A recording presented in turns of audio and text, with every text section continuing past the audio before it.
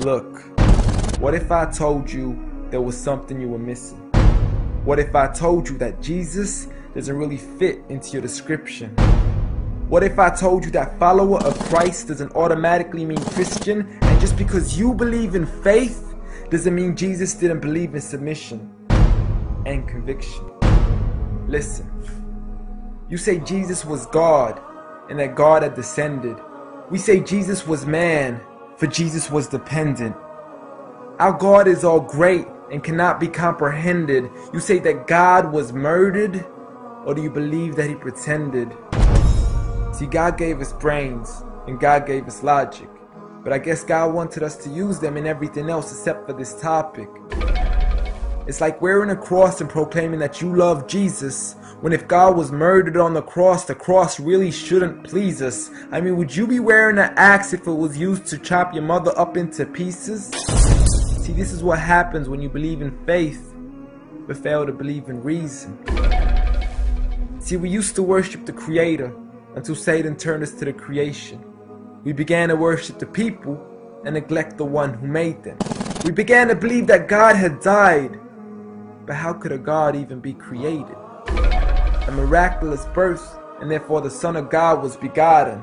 See, the creation of Jesus was easy, but you seem to have forgotten that God says be, and it is, just like with Adam, a concept too complex for the church to merely fathom. But he was the creator of the universe, for all we know, even more. And so what if we can't see him? I mean, what, you acting like our universe is small? I mean, there's still so much we're still yet to explore. I mean, there's still so many things as human beings we still haven't seen, touched, heard, or saw. I mean, our eyes can't even handle the sight of the sun. So how can we possibly handle the sight of our Lord? See, Jesus used to pray, but in your opinion, who'd he pray to? I mean, if Jesus was God, surely prayer would be of no use. Or did he only require it when he needed to know the truth? Like when God wasn't sure whether it was the season of the fruit. Or maybe he prayed when there was something he couldn't do.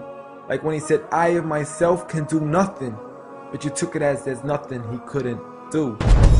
See, no one used to worship Jesus, so ask yourself, why do you? A concept so straightforward, but has left so many confused.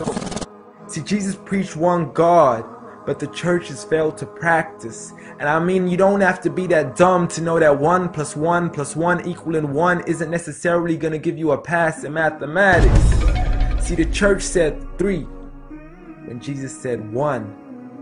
Jesus said God, when the church said Son. Jesus never said worship me, rather he said pray. But you've chosen to worship Jesus despite everything he used to say. You began to think with your emotion and forgot to think with your mind. I guess you didn't pay attention when Jesus says our Father, yet never says mine.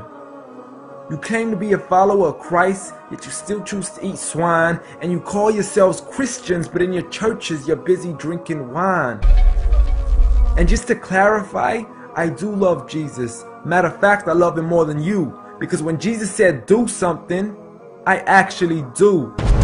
However, I'm not connected with the church nor with the Bible. See, I love Jesus as my prophet, but refuse to worship him as an idol, just like he wanted and proclaimed it as sin.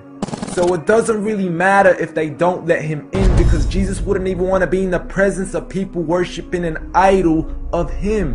An act of God, bolt of lightning went straight through the outstretched hand of Jesus. This cannot be a coincidence. Before I move on, there's something I need to mention. The worshiping of Jesus is a man-made invention. He never asked for your worship so he can grant you protection.